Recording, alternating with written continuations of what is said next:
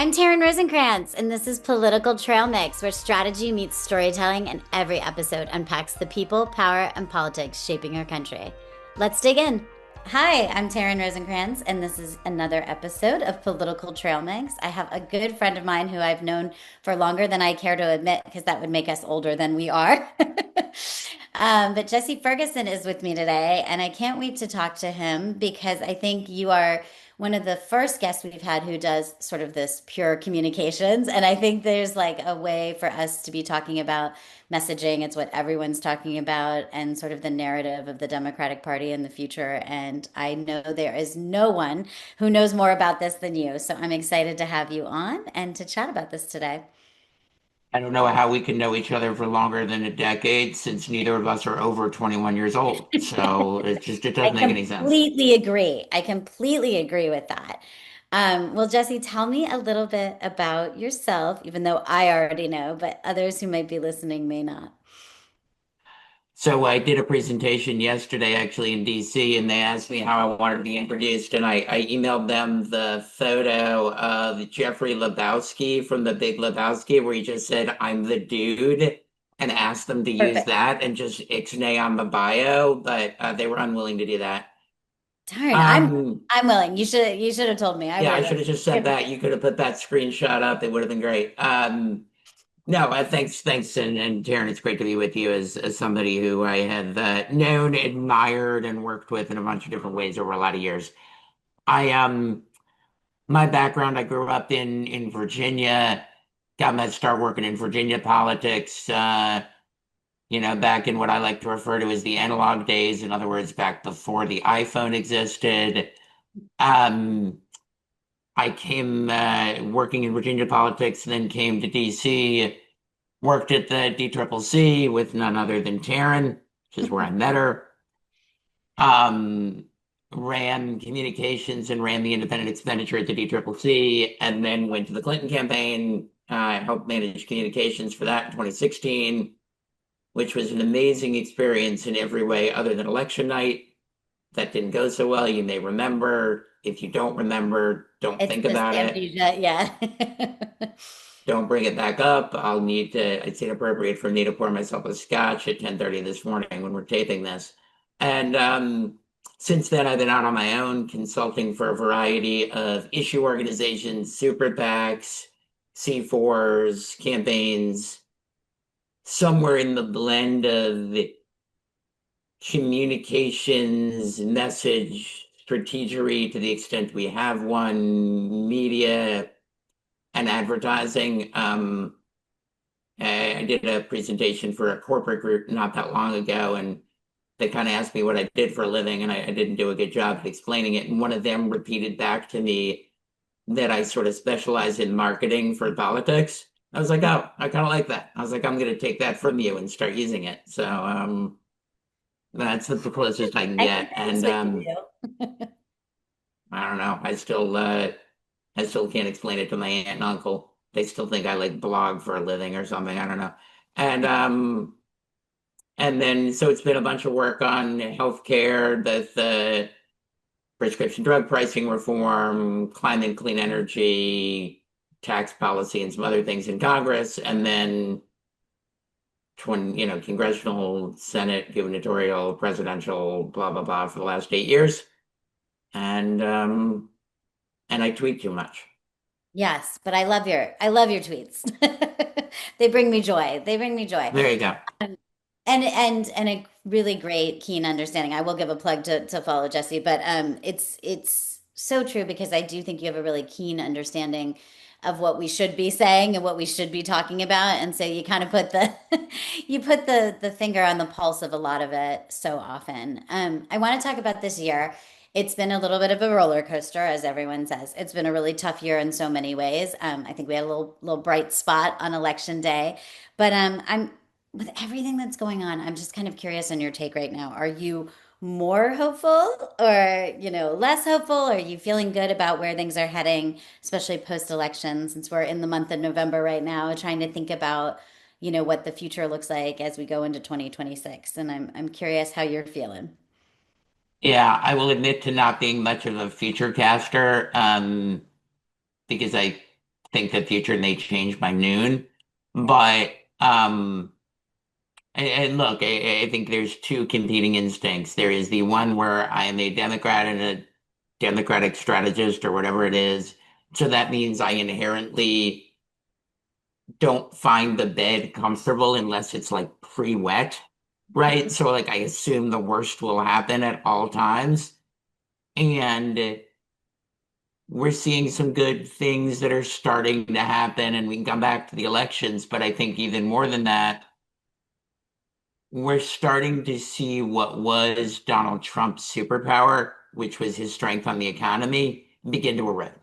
Yeah. And I have enough memory of dealing with it in 2015 and 2016 and sitting in focus groups and people saying, oh, he's a great businessman, like built up by The Apprentice and all of the things that were All there. the things. And that endured in 2020, that endured in 2024. And frankly, we have now seen his job approval rating underneath his overall approval rating for the first time in 10 years, like for the first time since he rode down on that escalator. That to me is like a BFD. Um, and I think sort of related to that, if you look over the time series, and Gallup did this really well, Donald Trump's approval rating today overall, and his approval rating on education and his approval rating on foreign affairs is exactly the same as it was the average of his first 4 years. Oh, wow. The difference is his economic approval rating, which was plus 50, was 52 and is now 37, has taken a 15-point dive. It's like, That's guess really what? When you raise costs, when you take away Medicaid, when you do all these like things, it doesn't like people don't. We said people wouldn't like it, and we were right. You're right. I mean, I keep thinking about this. I was just talking about the fact that I feel so strongly on the fact that, people had such hopes for what was going to happen. And then they're feeling like that imagery of that great Gatsby party and like the bulldozing of the White House for the ballroom. Like, it's just so out of touch that you're like, is this really happening? Because I, like you, live in a state of fear all the time. That's how political operatives have to live, right? Like, you have to live in that state of fear, like, oh my gosh, this is the worst because everything's going to change and I won't know what to do. But I just thought that imagery, like, it just felt like this. I called it earlier the Marie Antoinette moment, like, let them eat cake. Like, right? He's just like having this huge party while people aren't getting paid who are in the military. Like, our public servants aren't being paid. And he is like dancing and flitting around with like this great Gatsby party. It was just so unbelievable, which, Totally. And I think to that point,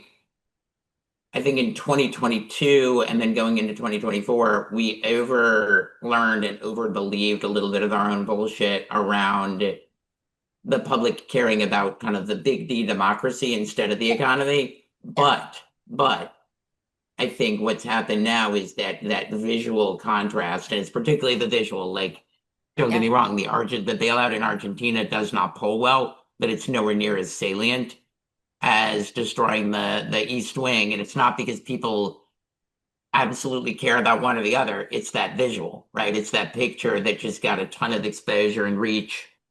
And and then but I bet the core to it is the contrast that you talked about. It's not just that he threw the Great Gatsby party.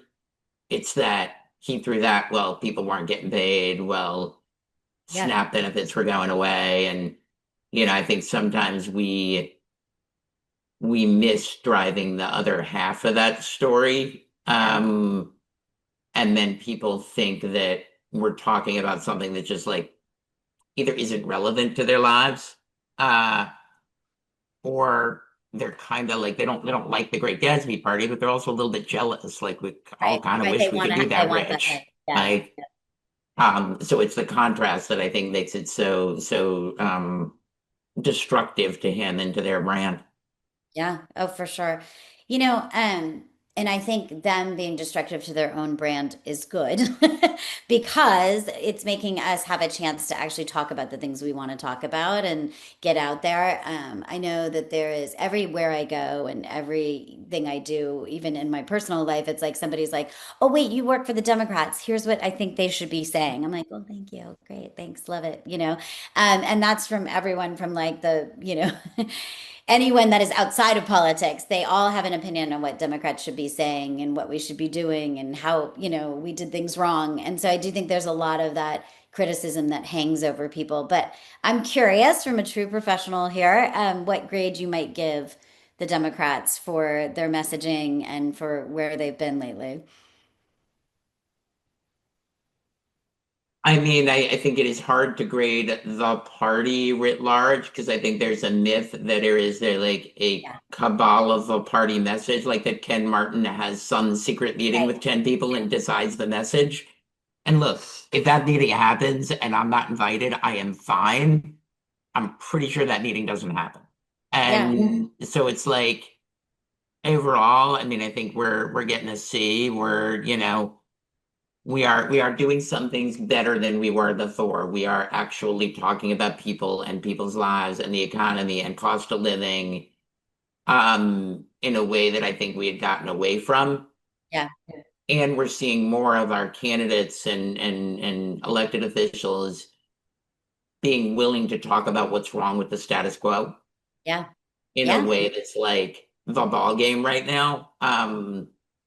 I said in a presentation that I gave yesterday that it's not a surprise when people think that the status quo is failing them, that when all of our language and our rhetoric sounds like we're defending the status quo, like people turn it out. Yeah. Why are we surprised about that? It's one of my objections sometimes to the language we use. We talk about healthcare providers. I don't Yeah. know. I've never gone and seen a healthcare provider. I see a doctor and a nurse. Right? Like, Yeah. yeah, we do that and we betray the degree to which we're a defender of the status quo. Anyway, to answer your question, I think we have gotten better. I think we have a long way to go. Yeah. I think some of our candidates are doing far better than we are. Yeah. I Like, agree with and that. that was, I think, the story of 2025 in Yeah. Jersey and in Virginia. But I also think we're starting to see that in some of the 2026 congressionals and even some of the early 2028 like flirtations. Like they're actually making a case better than like a generic Democrat really is.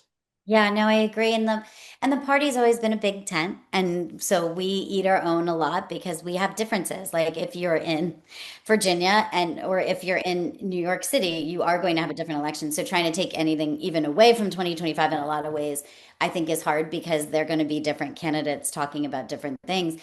But I was like everyone who won, whether it was in Georgia and like these races we've never won before, whether it was in New Jersey or Virginia, what we saw was the same talking point, which is what you are, and that's getting back to like, how do we make things more affordable? Like it's hard out here right now, and everybody needs to know that we know and understand that. And we're the party trying to, or we're the candidate, or we're the person who's going to try to find ways to make it more affordable. And however we do that is right for whatever city or state or region, but it seems to be that overarching message, like getting back to the Democrats are the party of helping. Seems to be what's most important. Really. And I think part of that is like whether it was New York or Georgia or Virginia, everyone agreed. There was an agreement on what the problem was. The Yeah. solutions varied, right? Yeah. Like when you Right. can free buses in New York, maybe rural hospitals in Virginia. Yeah. But the statement of there was a coalescence around the statement of the problem, which I think you'll see moving forward into 2026. And that to me is a huge step. And to my anti-status quo thing, News at 11, Mamdani ran as the anti-status quo. Like everyone knows that. I think it's undersold in Georgia and in Virginia the degree to which our candidates were not part of the status quo. I mean, Abigail Spanberger's a moderate, Right. but she, 4 years before she was elected, literally almost to the day, she was attacking the Democratic Party on defund the police Yeah. and a stock buy ban in Congress. Hmm. And so like she did it a different way. We don't it does like the media doesn't cover it as like anti-status quo, but like for voters, they saw her as very different from the party Yeah. in a way that was beneficial to her, similarly to the way it was from Mandami. Yeah, I think that's so true. And I love something. I want to go back to something you said a few minutes ago because I was like stuck on it at the moment. And I was like, oh, plus one, plus one. But like, it drives me crazy how we talk as a party, even these press release speak, the working families. Like, who's a working family? Like, just say families. Like, I've told every candidate I work with, I'm like, please, especially if they're like posting in social media and doing all these things, I'm like, you guys, there's no reason to say the word working families. Like, we all assume that people are working or they have a hardship, which is a different issue. So stop saying working families or middle class families or any of those things. Like right now, we just want to talk about affordability. Even the fact that it was about healthcare premiums, I was like, your insurance will cost more. Like, let's talk about this like in that context of like what it really means. Totally, and I think I agree with you, and not just because you're agreeing with me, but I think there's I think there's part of it too. There's like a version of it where we talk about things that people don't understand what in the world we're talking about. One of my favorites is and I pulled this because I'm arrogant and wanted to poll and prove myself right. The if you ask people, is dihydrogen monoxide a threat to you and your family? 51% of women say yes. Dihydrogen monoxide is water. Right. So, like, let's maybe call it water. When you use a new scary term, a CRT, a whatever, people assume it is a threat until they learn it's not.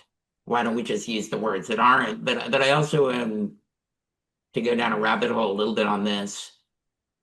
There's a way that I've tried to advise some candidates and others to think about it, which is what I've kind of called like the morning wake up test. But it's basically this idea like if what you're saying is not something that you would say when you get out of bed in the morning, you take that big stretch, then you're not speaking in a way that anyone understands. So like my hobby horse right now is that we have accepted the idea that people coming that people were migrants. Yeah. Yeah. Like, why did we accept that? Like migrants are fucking birds. Like they are not like they fly back and We're forth. not If you say people. Right. migrants, that's Right. what people, not people, people fleeing violence, people try to get to safety, people try to get a better life. I don't care, but like, why did we accept this term that turns this into a debate that conjures an image of birds? Or, we talk about emissions instead of pollution. Well, it It's like a chart. dehumanizes what is really a 100%. story that we need to be telling. We need to be telling the story, and instead we're letting everyone else dictate the narrative by calling them something that it does not sound human. And, 100%. want to have human kindness and empathy and any of these things around some of these laws. If we're not talking about humans, it makes it easier to stand back and say, oh, well, that's not a problem. It's just migrants. Because what is migrants, right? Like, what is migrants? Yeah. Right. 100%. And it's, you see it in other in some of the work I've done in clean energy and climate where people love to talk about emissions. Yeah, I It's know. like And emissions red it brings up a chart. Like you make creative, like you've made a lot of creative in your career. Would you ever use a chart like an emissions chart in a piece of creative, or would you use a smokestack that's polluting people and hurting them? Like yeah, obviously you'd use pollution. So yeah. why do we talk about emissions? Like who gives a shit?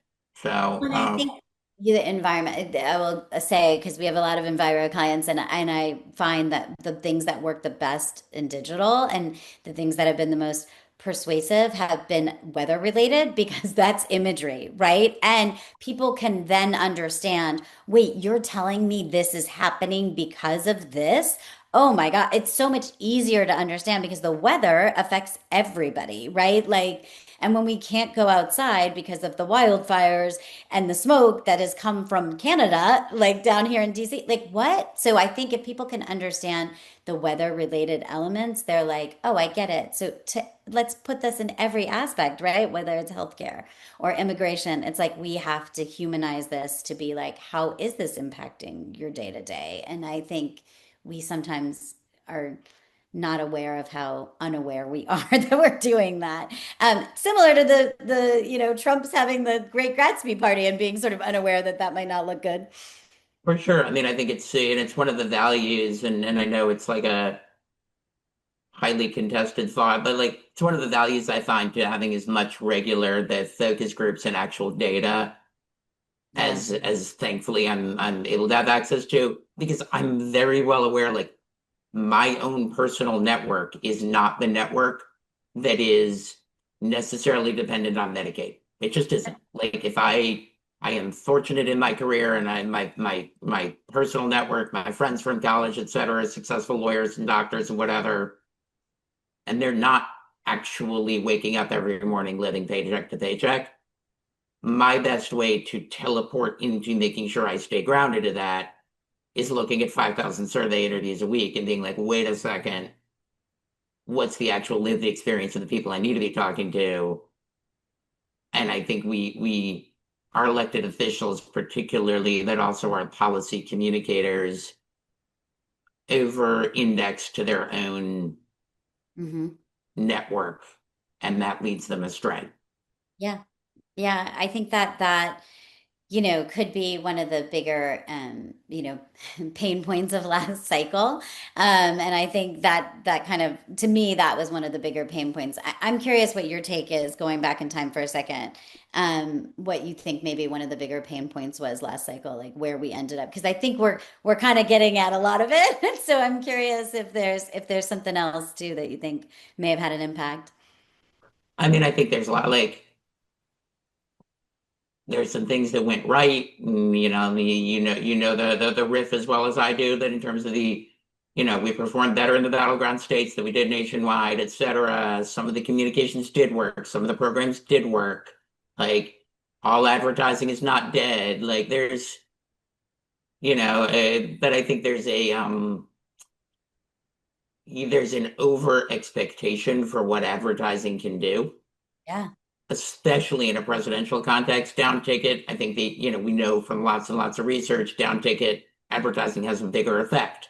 Yeah. Up ticket has a smaller effect. And there was one of the big banks after the 2008 financial crisis that literally spent $1 billion a year to rehab their brand. And Sure. they rehabbed it 1 point every year. So we need to take into account, like, what can we So 1 billion really, equals 1 point. Okay. It's not going like, right? Like, yeah. now, like, and but I think to your question, I mean, ultimately, I've sat through more, as we all have, postmortems and Yeah. studies and voter file analysis and regressions and da da da, all this stuff. And I always come back to the chart that is Donald Trump's favorability rating, election day 2020 and election day 2024 were the same. Yeah. Joe Biden was +6, Kamala Harris was -6. Yeah. And, like, to me, the country did not decide Donald Trump's a good guy.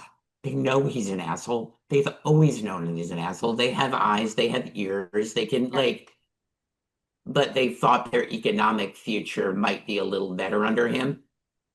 And to the point we were talking about at the top of this Yeah. discussion, There's they've supply now restriction. learned that it's not the case. And, like, that to me is sort of the opening for us. And we saw it in Virginia and in Jersey, where both Governor-elect Sherrill and Governor-elect Spanberger, I like saying that, Governor-elect Sherrill and Spanberger, both won by, I think, 30 something points among people who identified the economy and cost of living as their top issue, whereas Trump had won them by like 19 points a year earlier. Yeah. So that's sort of the biggest pain point. And then I think the other one, and to dabble a little bit into a world you know better than I think we did a really good job. The royal we, did a really good job at actually reaching the eyeballs that we could, YouTube, connected devices, etc. We have room to grow in our distribution channels on the social media and engagement side. Like, I'm Yeah. not saying anything other people haven't said.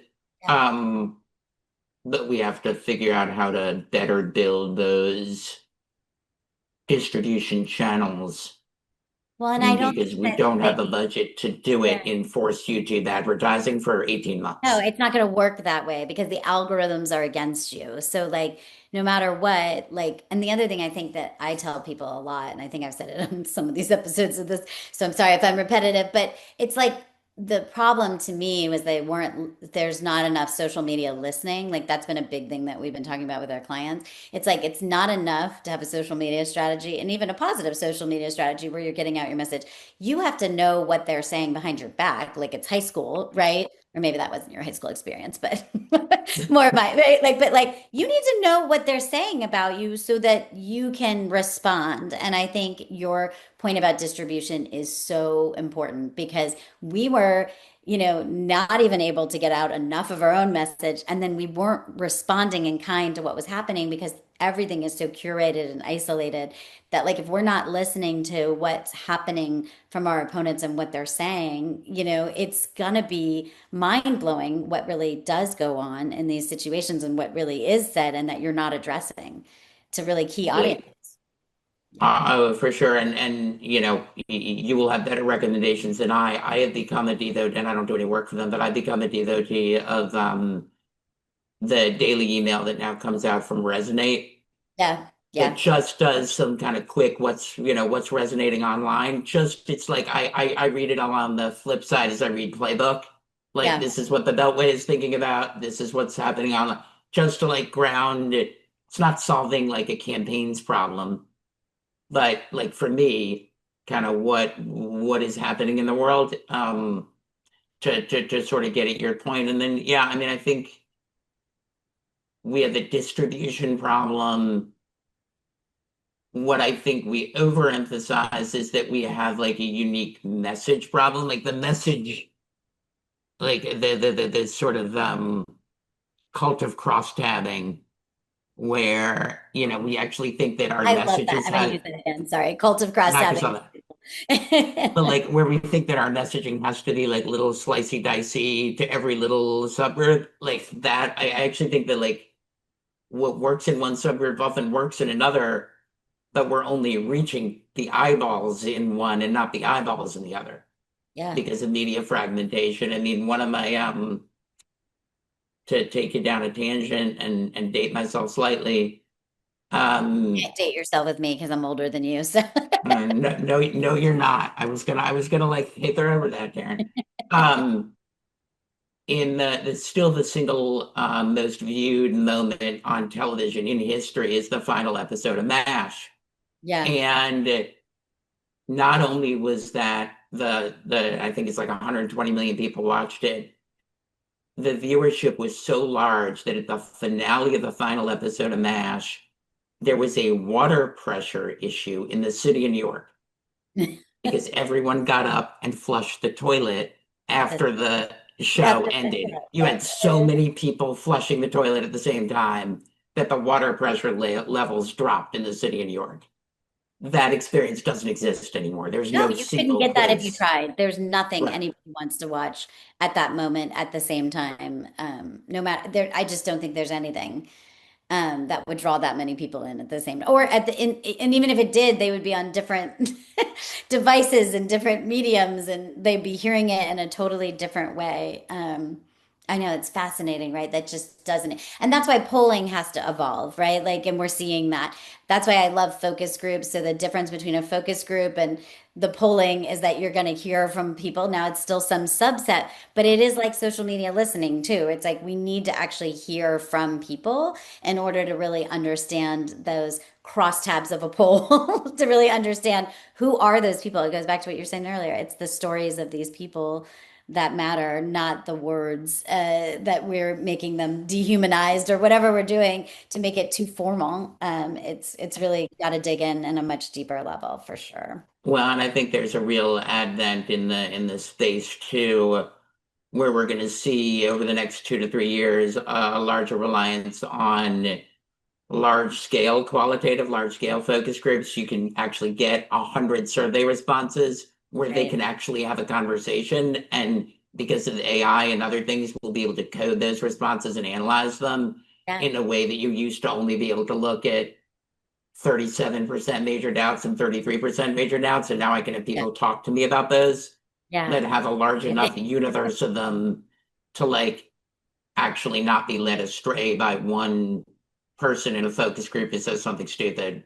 Like I Yeah. can sort of smooth out those edges. Yeah, a lot better. A lot better. I know this is, there are so many pros and cons on AI, certainly, and as long as we're addressing them properly. But I do think that AI in politics is going to be something that is helpful for a lot of these resources and tools. I mean, we were just joking the other day about how, a pollster was actually on a call with us and said, I used to have to like read this out on the phone as I'm looking through printouts and I'm, going through like this and, and everybody on the call, there's a lot of young people on the call, they're like, huh, what? I'd fax over the crosstabs or courier them over to people so that they could see them because there was not the same kind of ability for us to even do these large file transfers or any of that. Like, right? Like it was like this very thing. And then you weren't going to go back out in the field and you couldn't even do these phone things. And I remember actually being at the DCCC and they did the like IVRs for the first time and they were like calling people. And this was like, what? We can get this fast. It's just such a different, Totally. totally different world. 100%. And I can't 100%. even imagine Yeah, with AI how quickly this comes to a completely different world than even what we're talking about, So, for sure. And I think some people are pushing the envelope in a good way on yeah, some of those questions. But yeah, I mean, I vividly remember getting my, why the pollsters still call them a banner book because yeah, they were a book, right? yeah. With like a spinal, and now they're just a file, but for some reason the file is still named a banner book. Right. Which, like, some things just have to stay that way, which actually, you Yeah, said, book, and all I can think about is remember, it was Mitt Romney and his binders of women. yeah, I was like, I just said, speaking of poor communications and things that that poor yeah, man never lived down, which would be binders of women. yes, I yes. don't, it's funny. We're in such a weird place right now in the world when it comes to these things that I'm like, that would be something someone would say now. Not the way the word binders, but the kind of like out of touch sort of statement that resonated back then. Now I feel like people would say that and they'd probably be like, oh yeah, okay, good idea. It's like we've Oh yeah, no, come I so mean far and haven't come so far in so many ways, right? yeah, the standards have totally moved and changed, and Kind of what boomerang. is outrage and what is Yeah. not, and although I don't know, I will admit to being sometimes not swayed by the notion that like all politics has become so negative and so this and so that, and there's truth to it, don't get me wrong, but like 1968 wasn't great. Like Right. they literally Right. like We were not killing Dr. it. King was killing people like because he got killed. Like Yeah. 1963, not great. 1800, John Adams called Thomas Jefferson the son of a half breed. Like this has sort of been like not, there are some things that are very corrosive and problematic in this moment, but let's also not lose sight of the fact that America's never been easy. Yeah, no, and I love that hope is what I hope people continue to hold on to. And purposely use the word hope twice in there because it is like really America through all of the good has had a lot of bad, but we've always sort of survived and kind of come out the other end and hopefully made a little bit more progress and a little bit more progress. Even in when we bounce back, we're still ahead of where we were. So hopefully we can continue to fight this and people can continue to hold on to that hope that the big D, democracy, to your earlier point, is heading in the right direction or that we will all get there. I felt really hopeful so many times this year, whether it was the elections or I liked the Jimmy Kimmel moment where people fought back. I was like, okay. And maybe that goes back to just feeling like all these threats that we talk about. Oh, this was going to happen and this was going to happen or Project 2025 and all these things. But that was something where they were like, wait, this is really like scary and I get it and I get why this is important. So I think I'm really hopeful about the fact that there is people out there and citizens out there who are really doing the work and really care and will keep going. And I know that some of those people really are thinking about, potentially running for office. And we've got a lot of candidates this time. Challengers, I think, are in a good place.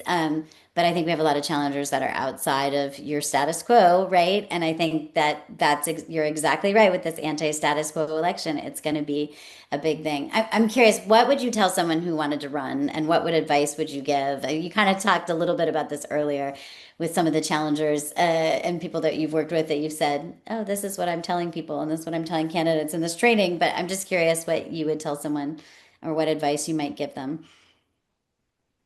Did you fall and hit your head? No. Yes, Yeah. that is Like, the first thing. Like, I'm always like, thank you for what are you taking a brave thinking? challenge. Yeah. Yeah. Like, what Or are you are you aware of what thinking? will happen next? Yeah. I mean, I do think, we just both joked about it, but I do think people have to be pretty clear-eyed about what they're getting into. Yeah. And I talked to a candidate the other day who's got, young kids and like, aside from the very real sort of threats and violence and things that are way too pervasive in politics right now, but also just prepping your family for the fact that people are going to say really nasty things about you. And Yeah. like you've got to be ready. Now the upside to success in terms of the impact that you can have, I mean, outweighs that. Yeah. Um, I to your point about hope. I often think back to the fact that Medicare now negotiates lower prescription drug prices. Like, that's cool. That's a thing that should have been happening for 25 years and is finally happening. Um, and so, the impact that we can have is real and it's the balance. And the other thing I would say to a candidate today is think about how you're going to show people a little bit who you are. And the buzzword is authenticity. And there's a reason we use the buzzword. It's a good word, but it's also a bit of like, a bit of the drinking game. Like somebody says authenticity and take a shot. But I think it's like people in this moment, the way, the discussion we were just having about our media writ large, right? Like media brands, companies, politicians, people aren't know like they want to get a full contour for who the people are, Yeah. right? It's not, no one tunes into the Joe Rogan experience. They tune into Joe Rogan, Right. rightly or wrongly.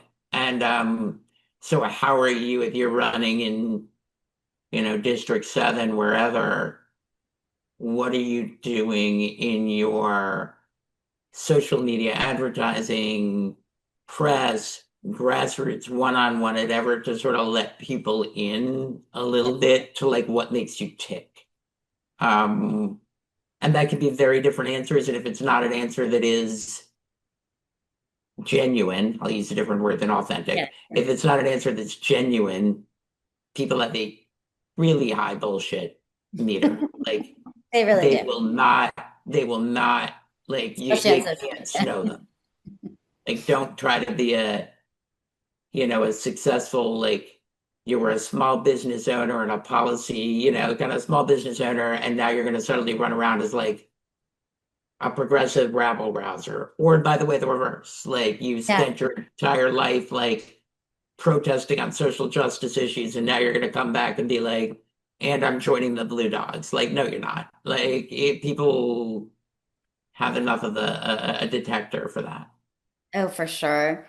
And I think that that is probably the thing that we need to remind ourselves of so often is that like genuine authenticity, whatever buzzword you want to use, it actually goes back to everything we've been saying, right? Like be real, talk about real things. Like, and I own a small business, but I would maybe say what I own instead of what like a small bit, because even those words, people are like, ugh, they tune you out. You're talking not like you would talk to them if we were just sitting here chatting, and that makes a difference, right? Like people Yeah, really remember the whole like he's the guy you want to have a beer with, like right? Like that was what George W. But like I feel like it's like people really want to feel like they understand and can relate, and if they can't relate to you, then it's not going anywhere. totally. And I think the evolution of that actually in the 24 years since W and since the Do You Want a Beer With, now people want to know what kind of beer you drink, Yes. right? Like they want to know about your life. They don't Right, right. necessarily want to actually have a beer with you. Like they're like, but they Yeah, want they to want to be know inside enough. of it. Yeah, because Yeah, we've gotten so much more reality TV and so much more 24/7 hyper-connected. Like everybody is doing a, 20-second TikTok into their skincare routine. So now they really do need to know what beer you're drinking and what you put it in and totally. And how. and we've lived for 10 years with a president who we all know for good and for mostly bad more about his personal life than anyone. Like, Yeah. Yeah. I don't need another, story about like anything related to him in his personal life, but like we all know it and we've all lived through it for 10 years. So there's just this expectation of that. Yeah, I mean, think about it. Like, just even he had the McDonald's and the the Diet Coke and the like. Those are things people relate to, right? Like, I do both those things. Doesn't mean I have anything in common with Donald Trump, but I could feel that related to him if I was hoping that my expenses and aspirationally he's this quote unquote millionaire, right? Like, that's Yep. how do I get there? Well, maybe I get there by being a jerk, which is a whole other problem I think our country faced in that, right? Like it was like suddenly like, well, maybe that's the only way you get to be successful. Um, Yeah, it was interesting on that score. I was watching a couple of the clips yesterday from Dick Cheney's funeral, and like Lord knows, not that Dick Cheney and I spent a lot of time together, but like Lord knows we were not simpatico on anything. That you watch the clips out of that, and you're sort of. I found myself longing for a comedy in politics, and then I also found myself being like, well, wait a second, did that ever actually exist? Or am I just like mentally bullshitting myself to thinking it did? And yeah, like, and maybe it existed for me, but it certainly didn't exist for somebody who was, a 62-year-old black woman. Like it didn't right. exist for her. Maybe it did for me. So like just trying to think through that, I sort of found myself wrestling with No it as I was interest. watching the Yeah. Cheney clips. Yeah, no, I mean it is interesting because I mean we've all like rewrote Bush Cheney era into this like cute teddy bear thing because things seem so horrible right now. Everybody's like, "Oh, George W, love him, love the guy. He's a painter," right? Like it's like same with Dick Cheney. It's like, well, his daughter like stood up, right? Like you're like you've written them into these characters where you're like, actually, I was pretty upset at the time about X, Y, and Z. Or actually, there was a lot going on. There was a war, but there was something that I think people lack now, which was there was so much unity in those first days after 9/11 that Yeah. like there was an ability for you to also be like, okay, well, they're stepping up or they're doing this, or I have to trust my government a little bit more in this very scary time. And I think has eroded so much that like if we were in a crisis, I don't know that I could bring myself to be like, yes, he's going to pull it off because we were in a crisis with COVID and he didn't pull it off, right? Like, I think that trust has been eroded in a lot of ways. People forgot about it, they had amnesia. But I think now that they're saying, wait a second, that was all just bullshit, it's feeling that that's a whole feeling is coming back where people are like, wait, now I remember there was a lot of this. Yeah, no, I think you're very right on that, and I think there's a world also where I think we rightfully or wrongly believe that politicians prior to Trump, generally, even if they did the wrong thing, they did what they thought was the right thing. Now they were wrong about it. Like, um, well, I have no doubt, like, I have no doubt that George W. Bush thought the war was the right thing, and I have no doubt that it was the wrong thing. But I have no doubt he thought it was the right thing. Yeah, Donald Trump, I don't think ever thinks about what's right or wrong for the country. It is entirely what makes him like feel yeah. good and makes him, have more gold-plated toilets or whatever. Like that is his only Guilty filter, vote. Yeah, yeah, yeah, no, I and agree. that's different. All right, I'm going to ask you a couple of final questions here, but I'm Okay. love to hear because I know you've had some great experiences, and you even said that at the beginning. But tell me your favorite campaign story or something from the trail Oof. that feels like the one. It doesn't have to be one moment, but may have been one of your favorites to retell. Mm. that is a good one. And I'm trying to think. I mean, look, I have the really my fondest like campaign trail memories all come from the original kind of my original early days campaigning in Virginia. Yeah, Because I was like on the trail with it, at that point, either in the '06 Senate race and '07 state ledge and '09 gubernatorial. Um, and kind of going to hotel, bebopping around Virginia, being there the night Jim Webb won yeah, the sure. Senate in '06, and I had left and gone. I was on my way home because I didn't think they were going to call it that night, and then got a call because I wasn't getting signal messages in 2006, being like, no, no, no, they're gonna, the results are pretty clear, and we're about to. I hear him talk and went back. I went back to see that, and then I think it's the passing some of the Inflation Reduction Act pieces, like I were talking about before. Then some of it's been repealed, and that sucks, and that's hard. But like the Medicare negotiations and prescription drug prices indoors, and so they're for every three steps forward, maybe we take two steps backward, but that still means you took a step forward. Yeah, exactly. Exactly. I don't know. I don't know that I'd have a single, Those are all ads moments that I've that been are through. fantastic, and you got to be in Virginia and make a difference in your in where you're from. I think that's always it's huge. Like when you can do something that you really feel like impacts people you love and know and where they are, it makes it that much more worthwhile. And Yeah, that's I will admit, since 2016, I have avoided election night parties because I was at the yeah, Javits Center in yeah, yeah, Kankakee and had yeah, my party hat in my kazoo. And yeah, so, election night 2018, when we won the House, I was sitting alone in my apartment. Election night 2020, I actually was up in New York and I went, so a little detour down my own psychosis. I went to the Javits Center oh, and nice. sat on a park bench in Yeah, front I of love it this. with a bottle in a paper Yeah, bag just and engaged. exercised the demons. Like it felt right. So I haven't had as many kind of big Yeah, election nights in, mostly yeah, to avoid it's my been tough. own.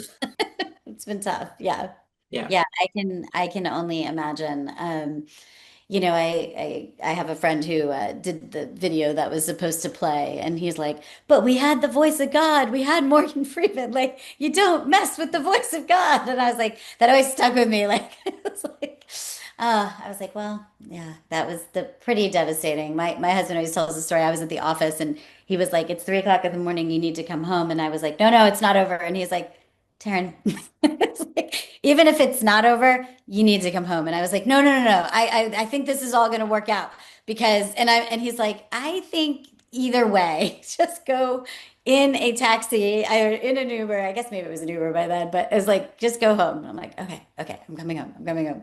But it was like that, just you couldn't, I like that you exercised your demons there because Well, it was interesting if and folks should pull it up because I can't recite the exact story, but Stanberger tells the story of election night 2016, and I think her oldest daughter being yeah, yeah, really emotionally kind of through the looking glass on that, and them having that conversation, and her being like, "Look, in the long term, like we will right this ship. It'll just take a while," and making that yeah, case, yeah, and then obviously getting elected uh, yeah, governor and the first female yeah, I governor know. in the Yeah. Commonwealth and all that. So there's an There arc is to a it. there is an arch. There Somebody smarter than I gave some pretty good speeches. Used to talk about a moral arc to the universe. So I've heard of that. yeah, I yeah. will tell you, I do have I am not the governor-elect, but I do have a similar story. I'm that my kids, my daughter was really, really excited about it and kept, she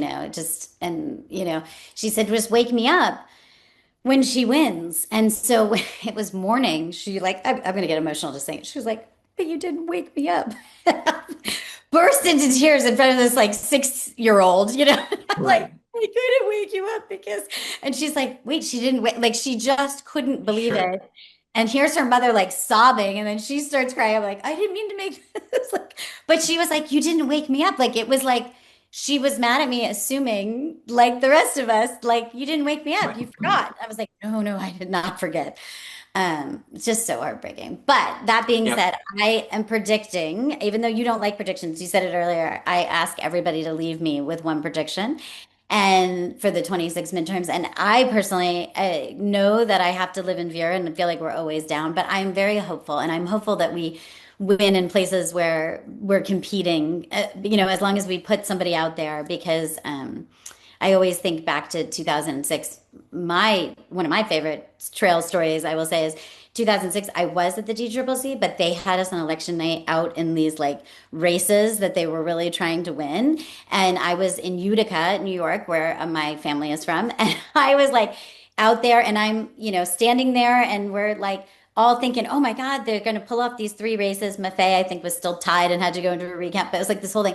And we're all like, oh my gosh, they're going to pull this off. I can't believe it. And I was standing with John Vogel, and he said on the cell phone, Carol Shea Porter won. And I was like, who's that? And we worked Yeah. at CCCC, which is in charge of all the House races. But it was like, I don't know who that is. And he's like, I think it's New Hampshire. Like, right? Like, we were so surprised. So that's my prediction is that I hope there's a lot of good surprises. I can't say that we win everything, and I don't even think that, but I do hope that there's those surprises where they didn't do their job and they're going to have to sort of experience that, right? Like the elections has consequences experience.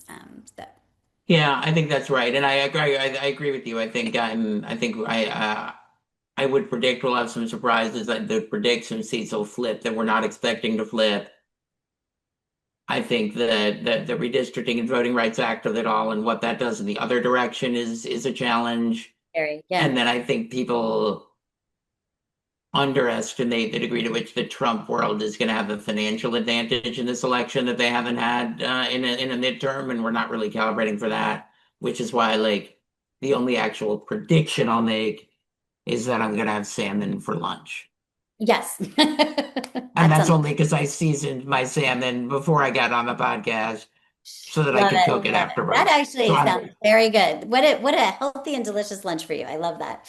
I love Yeah, that. so that I'll make that prediction with 100% certainty, and 100% that's all certainty. I got. Yeah. Well, I always love talking with you. I feel like this was just so much fun in terms of I also just learn from you every time. So I always appreciate Ditto and back at you. it's so great to chat and thank you for coming on and taking the time. I really appreciate it. Thanks for listening to Political Trail Mix. Make sure to follow and review wherever you get your podcasts and stay connected with me on Instagram and YouTube. Let's keep this conversation going.